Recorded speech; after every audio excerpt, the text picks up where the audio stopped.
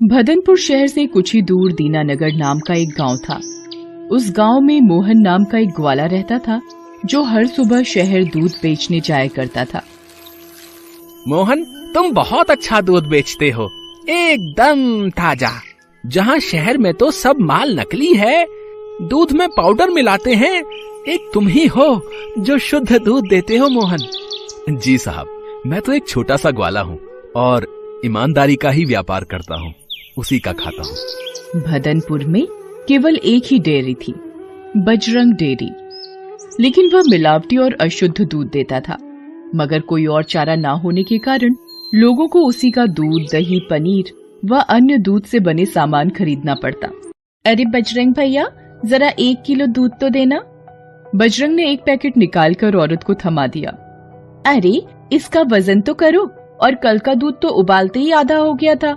वजन करके ही रखा है, पूरा 1 लीटर है, लेना है तो लो, नहीं तो आगे बढ़ो। औरत मजबूर होकर वो दूध ले लेती है और निराश होकर चली जाती है। कुछ दिन बीत जाते हैं। शहर के लोगों को मोहन दूध वाले के बारे में पता चलता है और धीरे धीरे लोग उसी से दूध लेना शुरू कर देते हैं। ले लो, दूध ले लो।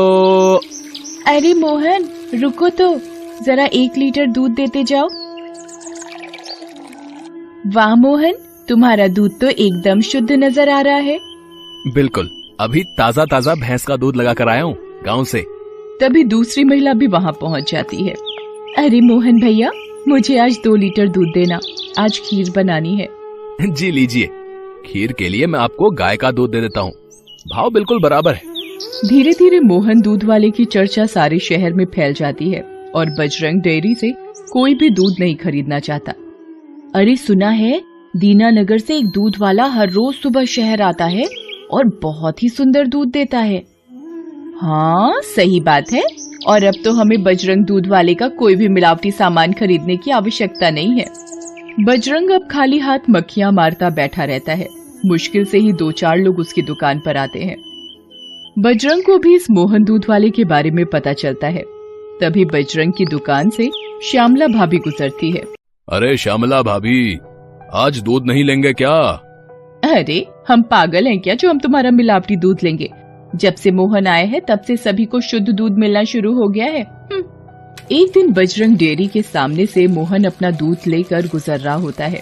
तभी बजरंग उसे अपनी तरफ बुलाता है। अरे मोहन भाया, रुको तो, जरा और हमारे यहाँ भी तो बैठो। जी भाया, अभी आता हूँ। अरे मोहन, तुम्हारे दूध की शुद्धता के बारे में तो बहुत सुना है, जरा मुझे भी 1 लीटर देना। जी क्यों नहीं, ये लीजिए भाया, बिल्कुल वही भाव है। वाह, बहुत बढ़िया दूध है तुम्हारा। कितने मवेशी हैं घर पर? 4 भैंसे हैं और 3 गाय।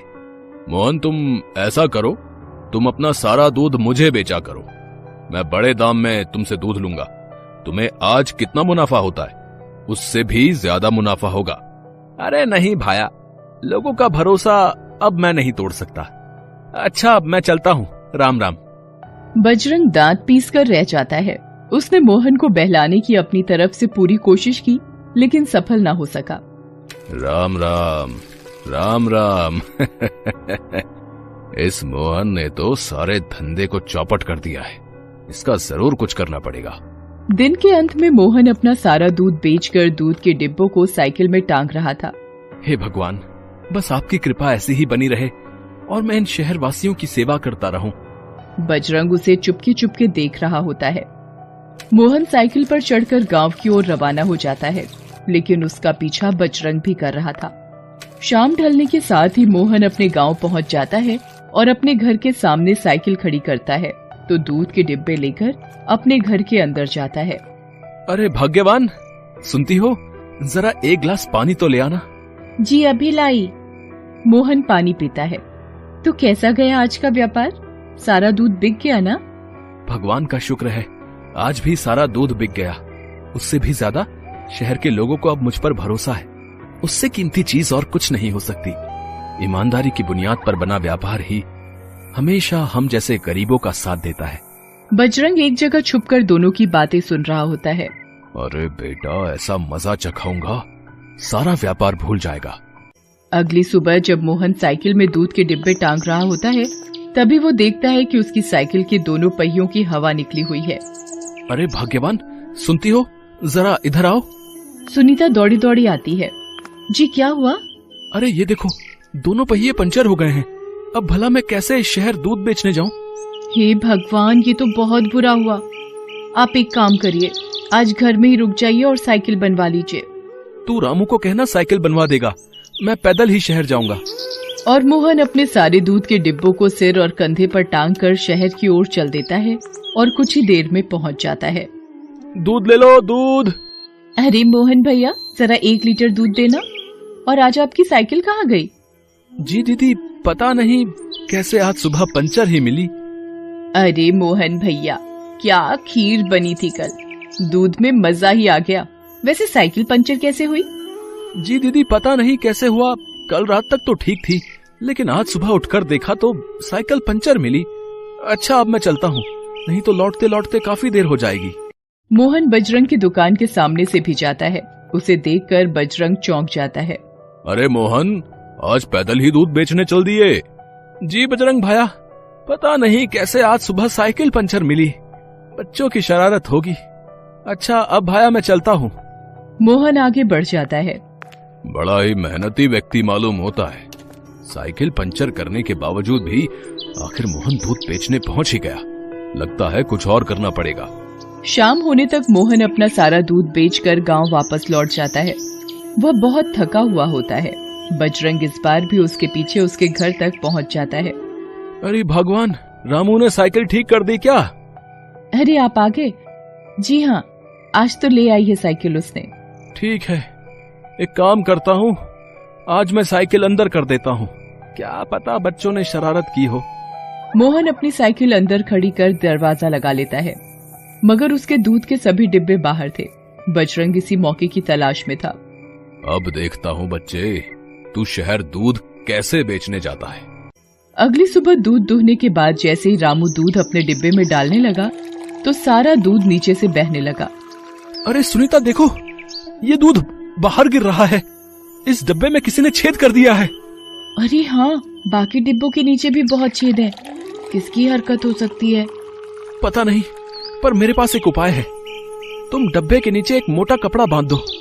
न जाने लोग मेरा कब से इंतजार कर रहे होंगे। मुझे दूध बेचने भी तो जाना है। मोहन कपड़े बांधकर डिब्बे में दूध भरकर शहर की ओर चल दिया।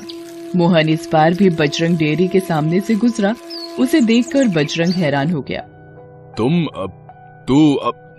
तुम अरे मोहन, तुम यहाँ कैसे आ गए? अरे मेरा मतलब ये है कि तुम्हारे डब्बों में तो छेद था ना, लेकिन ये बात आपको कैसे पता चली? अरे वो सब छोड़ो, आओ ना, तुम बैठो ना। मोहन को बजरंग के ऊपर थोड़ा शक हुआ, लेकिन वो वहाँ से निकल जाता है। अरे मोहन भाया, ये तुम्हारे डब्बों को क्या हो गया? जी साहब, पता नहीं किसकी शरारत है। कल किसी ने साइकिल की हवा निकाल दी तो आज डब्बों में छेद कर दिया। न जाने कौन हो सकता है। और कौन होगा? तुम्हारे कारण यहाँ सिर्फ एक ही आदमी को नुकसान है, और वो है बजरंग डेयरी। ये सब उसी की चाल हो सकती है।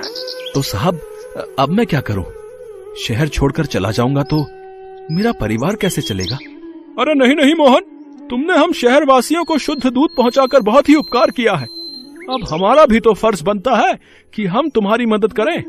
तुम उसकी चिंता मत करो, मेरे पास एक उपाय है, सुनो। वो आदमी मोहन के कान में उपाय बताता है। मोहन सुनकर राजी हो जाता है। ठीक है साहब, मैं ऐसा ही करता हूँ। हाँ हाँ मोहन भैया, हम तुम्हारे साथ हैं। हम बजरंग को जरूर सबक सिखाएंगे। शाम ढलने पर मोहन अपनी साइकिल पर चढ़कर वापस गांव की ओर जा रहा होता है।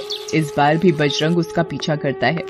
घर पहुंचने पर मोहन अपना दूध का डिब्बा और साइकिल दोनों ही अंदर कर लेता है। थोड़ा अंधेरा होने पर बजरंग वहां पर आता है। अच्छा बेटा, मेरा धंधा चौपट करने के बाद अब तू यहाँ चैन की नींद सोएगा। अब देख मैं क्या करता हूँ। एक ऐसा इंजेक्शन दूंगा जिससे तेरे मवेशी दूध देना ही बंद कर देंगे। वहीं बाहर अस्तबल में मोहन की गाय और भैंस बंधी हुई थी।